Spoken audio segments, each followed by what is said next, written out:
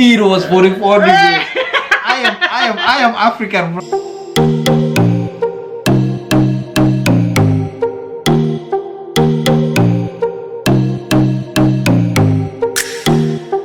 So yeah, so today we're gonna be talking about seven things that you should know about before moving to Australia as an African. You know, so we're gonna be talking about 7 things today. You know. Yeah, so 7 things you need to know before you move to Australia. Yeah. So this can be used for anyone, really, not just Africans. Not just Africans, but for anyone. The things that you need to know, just for anyone. Yeah. So yeah. So the first thing is jobs. You know, jobs. Important. Yeah, it's very important to have a job. I think that's the first important thing. You know, you gotta be struggling before you have your permanent residence. You know. So you're gonna be there are gonna be job interviews. They're gonna ask you a lot of questions. They're gonna ask you whether you have experience in a lot of things. You know. Yeah, because the one thing is Noah currently is not a permanent resident because we're going through that process. Yeah. So a lot of jobs don't like it. They want you to be permanent resident. Yeah. So it's very hard to get a job. First in which Noah learns, but also our job, because we have lots of people applying, it's a lot harder. Oh yeah, so it's way more harder. Yeah, because you know they want experience. Like even Australians struggle. They go to uni and struggle to get a job, even though they're very they have lots of skills. So as a new resident, when you come, you're gonna struggle. Struggling. Like, you know, Noah applied for a job for pushing trolleys. Yeah, for pushing trolleys, and they asked me whether I have I have experience, you know, in pushing trolleys. I was like, what? Yeah, so it's quite crazy. Say, wait, do I need to have experience to be pushing trolleys? You know, yeah, I applied job through Woolworths and Coles, and they asked me whether I have experience in pushing trolleys. I say, what? What experience do I need to have to be pushing trolleys? You know? And they say like stuff like, oh, in your daily life, how does this suit this role? And it's like, I'm pushing a trolley. Yeah, I think here they go overboard. They ask a lot of unnecessary questions. I think so sometimes the joke I make, like they gotta, if you don't mind, they gotta ask you how your mom and dad met. Yeah, well, how did your mom and dad met? You know what I mean? I say, wait, all that, like yeah. But that was crazy. Yeah, that was crazy. They say, do I have an experience, in pushing trolleys? I say, what? Pushing trolleys? What do you mean? I'm from Africa, And there's another job that I applied for. That was the mobile to fix people's tires. It's a mobile company that goes around fixing people's tires, the car tires, and they asked me whether I have experience. I say, are you kidding me? I'm from Africa. We do that bare hand. Here they have machines, but because they ask all those questions, I think because here safety is number one, So it's a big deal here, safety. Yeah, safety, because the way we do some stuff back in Africa, there's no safety measures and all that. So Noah eventually got a job as a labourer. Yeah, labourer. Yeah, that's very good too. Like if you come here as an African, you need to start somewhere. You need to start as labouring. They always want labourers. You get into go up, Yeah. And you have to get tickets. So Noah learned you don't just jump into labouring. You have to get you have to do a course called a white card for anyone. And then there's other courses that you can do, which Noah's going to do tomorrow. Yeah. So there's all different courses that can help you. So you're better off trying to do those courses when you arrive. Get more tickets. You have to do these tickets. Because they tell you all the rules and regulations and all these safeties and all that. Yeah, it's good. So that's a good start. You can start there. Yeah, and that's the best way. And Noah learned it through his community. Oh yeah, community. Yeah. So the second thing is let's go. Second thing, community. Like you need to have a community. Because that's contacts for you, the people in the community can help you get jobs and all that, they can, because I got a laboring job, because I know somebody from the community that get me a contact through somebody that hire people as laboring and all that. So community too, if you come here, your Gambian community, Senegalese community, Kenyan community, South African community, so if you can, just find them. Know them. Yeah. Sometimes they're on Facebook, like Facebook groups too. Search up there and just check, because I know there's a South African group at the moment. Noah we were very lucky. My mum's a teacher and had one of the one Gambian, Senegalese came to do a cooking class at her school, and mum mentioned it, and that's how Noah found his community. So if you're a Gambian, through that guy that knows a community here, those are Gambians, and the Gambian community know that there's a new Gambian in town, and it's the community that reached out, and that's very nice. It was really lovely, and we've been to lots of community meetings, and it's been fantastic for Noah just to find a home within Australia, because I think it's very important. So you should try and find your community. If you're Gambian and Senegalese, comment below and give us a message, and we can let you know where your community is, because I think we're in Melbourne, based in Melbourne, but there are bigger communities for the Gambian and Senegalese people in Sydney. In Sydney, that's what I heard. In Sydney, they say. There's a big community, There is still a group here, so if you're ever hunting down that group, your community. We're small here. We're small. But there are. There are. There's not too many Gambians here. Third one is cost of living here in Australia, Because if you come here, everything is expensive, but people earn more. That's what I learned. People earn more, and stuffs are expensive. So it's equivalent, so it works well with our job. So even though the cost of living, if you first arrive, you'll be like, oh my gosh, how I'm gonna pay for anything. But when you get a job, you realize, oh wait, I earn more. So you earn more. I think even labouring, you'll find with labouring, if you decide to do that, you get overtime. So Noah got a lot more money because of overtime. It's not a nice job. It's not a nice job, and but for beginning, for the start, you need to start somewhere. Yeah, exactly. The other thing is so that's study as well. Study costs a lot, so I was just sliding that in there. That's why Noah hasn't done any study here, because if you're every country around the world, if you're an international student, you're paying triple the amount. Like we were looking at one course, it was $5,000. Once they found out that he just arrived, they're like, it's 15 now. It's 15 grand. Everything has to go with a permanent resident. If you have permanent resident, permanent resident, you are golden. You're good, but if you are like me right now, you have to pay a lot. It's like the government is robbing you. Yeah, it's not. Stuff here is expensive. You might think, but even our visa, costs us $7,000. And the visa was $7,000, guys. You think that the government is robbing them off, robbing people off, ripping them off. Ripping them off. So it's crazy. Our money, even food, every time we go to the shop, he goes, "That's expensive." It's expensive. Because he's used to Austria. But Austria's expensive too, but they have euros. They're quite pricey. I've had German friends come down and say exactly the same thing. But the money, once you get a job, it won't look so bad. It won't look so bad when you have a job, because they pay a lot. They pay well, but some jobs though, but some jobs they don't pay a lot, but some jobs they do pay a lot. And so for example, if you were trying to go get a job at a restaurant or a shop or something, unfortunately, because we have this law that kids are cheaper, basically. Because one time I wrote my resume, and then we were going around from one shop, one place to another, giving out my my resumes, I'm looking for a job, or I moved out here newly, I'm looking for a job. And they ask you, how old are you? Yes. I said, why are they asking how old are you? And then Sally came, because they're looking for some younger people, that they can pay. Because between cheap, cheap labor. I said, wow, that's I think that's not nice. It's not great. So under 18, so I think it's like 16 to 18.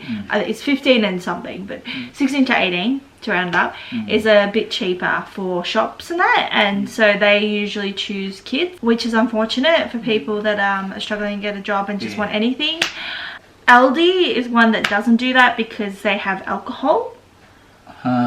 So there's certain jobs you just need to look for it. So if there's a job where it's got alcohol involved, they can't hire kids. So if you are looking for shop jobs and stuff like that, look for them. Yeah. So, and labouring, I think you can, but like kids don't do it. And you have to get a ticket, you have to get more things, whereas shops and takeaway joints and stuff like that, restaurants, just be aware of that. That's probably, if you've been applying, that's probably why you're not getting it. They've probably got all these kids. All these kids, But yeah, so don't get your, you know, sometimes you might get it, but this is just in case. Fourth thing is food. Is it fourth? Okay. Yeah, that's the fourth. Yeah, that's the fourth thing. Like, you know how food is different here. Like African food.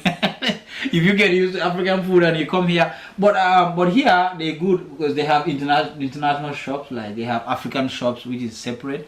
But if you go to Coles, they have a full-on section saying international. But and Woolworths as well. Yeah, Woolworths as well. It's similar. No. International means Indian and Asian. That's what I realized. And Mexican. And Mexican, yeah, but that's not African. But the thing is, it's mixed. Africans, because we have like for say cabbage, that's normal.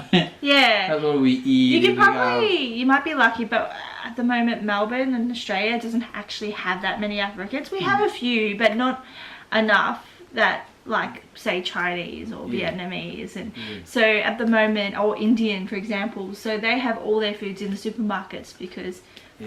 There's a lot of them here, and a lot of them are going to cook that food. Oh yeah. They have a lot of Indians and Asians though, because there's not too many Africans here too. That's why, and I reckon it will grow. I think Africans are the new generation. I think more Africans started coming when I was in my teens.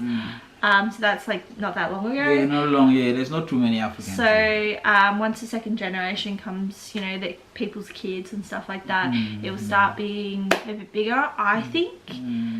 But there are African shops. There are African shops. Yeah, you have to Google it, and but some of them that we Google and we go there, they don't exist. Yes, be aware. I think they struggle because there's restaurants mainly. Restaurants mainly because I think there's not too many Africans and they struggle, you know. But the suburbs to look for is Sunshine. So there's some in Sunshine. That's where we go all the time, and Footscray. But we live on the west side, so that's the places we go. There's heaps of Ethiopian food. So if you're Ethiopian, you go there. Go to Footscray. Yeah, and there's Somalian food, isn't there? There's Somalian, Eastern African, especially Eastern African, like. Yeah, they say Eastern. They put Eastern there. It might be Kenyan, it might be Somalian, it might be. There's a lot of them there. But Western African, I think there's not enough West Africans yet. So there's not many restaurants. Many West African restaurants, They do have an African festival, which you can get some. They have the West African food. So they're great, nice. But I don't think they have their own restaurant, do they? No. Even the other one, the Taste of Senegal, doesn't have. Yeah, I think because they struggle because Australians haven't been exposed to it, and it's almost like, you know, we haven't adjusted to that. Whereas like Australians love Asian food. But because we've grown up with it, so probably the next generation when there's more African kids and they go, oh, come and eat this food, that Australians will be into it. So I love African food. So the fifth thing is culture. Like here the culture is very different to ours. Here though people are very nice. If you talk to people on the street, they're very nice, but the thing is we swear a lot. Swear a lot. People swear a lot. People just so if you get used to that African culture where they tell you, oh, talking to an elder guy like this is not bad, taking to here just people just open their mouth and say anything. Like it's not that they're being rude or racist or anything. It's because cultures are different. The way it's different. So people, anything that comes in their mind, they say that. You know what I mean? And usually, if they did say something racist or something, if you tell them that please don't say that, like usually they'll go, oh, sorry, because they don't understand. They don't understand. They don't know. This is different. It's a culture shock. I think Australians love to bag each other, meaning like we just say, you know, it's hard to, like, we tease each other a lot. That's how we banter, we joke around, we like, you know, bagging ourselves. But it can be a culture shock because we also say for elders we might call them by their first names. And stuff like that. Yeah, it's true. Which is really different. It's different. Yeah, it's different. But they don't mean it all. You know, it's different way culture. People who live other side of the world, things are different. Cultures are different. That's what I put it on. Like yeah. Upbringings are different. You know how they bring you up and how they bring other person up is different. That's what I think. Yeah. So just take your time. So if you take your time. Yeah, don't rush. Yeah. Don't straight away think, oh, they're horrible. Oh yeah. Just take your time. Take your time. Don't rush. Yeah. And just see how it goes. The sixth thing is weather. Yeah. So here I was, before I came out, it's gonna be very hot. Yeah, because here it's too hot too. But like I didn't know you guys even have winter. Like it's cold. Like, it's cold. He gave away all his beans. Yeah. Because if you want to go to Australia, people will tell you, man, Australia is hot. Yeah. It's hot. But I came here and I'm looking for my beanies right now. I couldn't find it. Yeah, it's hot. It's cold. It's cold too because the weather here is very funny too. Yes. Yeah, but it's very similar. When it's hot too, it's very similar to my country. It's hot. Melbourne has moody weather, as I've told Noah 100 times before he came, and then he came to a sunny day to hail coming at night. So hail is ice from the sky. So just be aware, like Melbourne's joke, that you take your umbrella, your big jacket, and you wear your shorts. We've got crazy weather, and the other thing is the heat. We don't have, the ozone layer has a hole above us, so you have to be aware of that. It's not like Europe or any of those other countries. You can burn. Yeah, you can burn. Yeah. So wear hats. Like you can get skin cancer. Skin cancer is a big thing here. Yeah. So make sure you're wearing sunblock and all that, because you're not protected. You're not protected. The world doesn't protect you here. Yeah. Unfortunately, it's just, we just cook. Yeah. The first day I got here, it hailed. And then 2 weeks later, I spent 2 weeks here later, and then it went up to, was it 44? Yeah. I've never been. I'm from Africa. If I tell people I've never been into 44 degrees, 44 degrees heat. I went out. You know how you have to call me and see whether the AC is on? Yeah. So I say, wait, why do I have to put AC on? And then I take a walk outside. It was 44 degrees. I am African, bro. I really, because Gambia, we are next to Senegal, and some part of Senegal is even like in Sahel. Yeah. Like Sahel, that's very hot. Like it's very, very hot. That's how sun is very hot. But I have never been into 44 degrees heat. Like yeah. But here the weather is very funny. Yeah. And since that time, it's never come around again. Yeah, that's crazy because in Australia we had 1 week that was 40 degrees all week. And it was crazy, and that was not normal for us. But even on that day where he was like, it's so hot, he came out at night and he goes, why is it cold? Yeah, why is it cold? Like our weather is nuts. Yeah. So just be aware of that. Like make sure you bring your winter gear as well. It gets freezing here, and like by 5 o'clock in winter it's dark, pitch black. Yeah, Gambia I think is when it goes 38, people are like, whoa, it's really hot. I don't know whether it goes 39, but it might 40. Yes, in Gambia it goes up to 40. It does. 40, 40, we go 41. up to 46. You know where upper river regions? Yeah. Yeah, you remember when I told you when I was in grade 5, I went for holidays in upper river regions. Basse, around the Wasu end, Basse, the end, it goes up to 41, 39 degrees. That's how hot is it here. Because you are going more in, you are not next to the Atlantic Ocean. You are going more into the upper river regions, so you get more that hot in my country. Yeah, in my country too, so it's hot. So the last thing is language. Okay.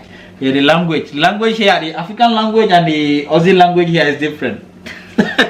So our English and their English is different. How do they say? How are you? They say, hey, how you going? I don't know. How is it going? How's it going? How is it going? How is it going? Yeah. I said, wait, what is how is it going? What is going? No, I'm joking. Oh, like, what else do we say? I'm totally mental blank. Yeah.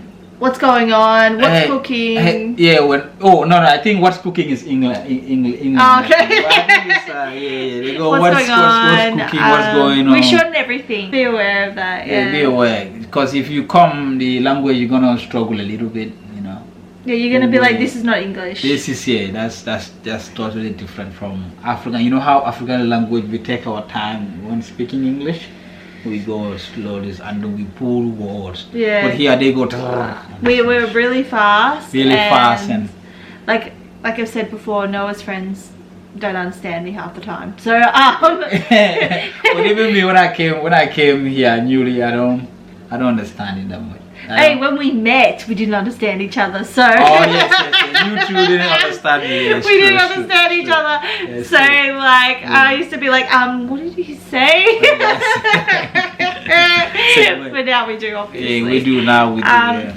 But yeah, that's the 7 things to what I think. You know. Yeah. I think, you know. But here, people are very nice. Though. People are very nice. You know. Yeah. Yeah. So you have nothing to worry about. If you come, you're gonna definitely find a job. Yeah, you're gonna settle down, find a job. People are very calm here. Things are very calm, you know.